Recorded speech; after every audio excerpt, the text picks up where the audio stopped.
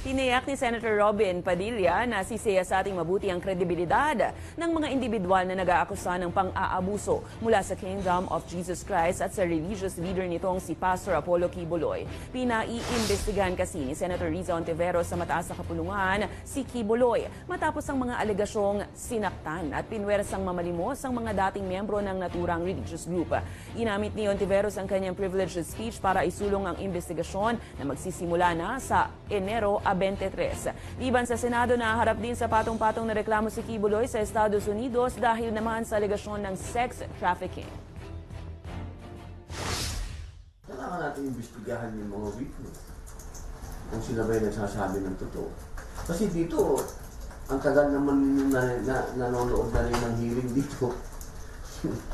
Kukunti ang witness na nagsasabi ng totoo dito. Ang hirap na rin maniwala dito. Magsasabi ng statement kayo, kinabukasan, iba na yung statement. Susunod, Pilipinas nasa panganib dahil sa sunod-sunod na pangaharas ng China ayon kay Gordon. Pero pagde-deploy ng warship, napapanahon na nga ba?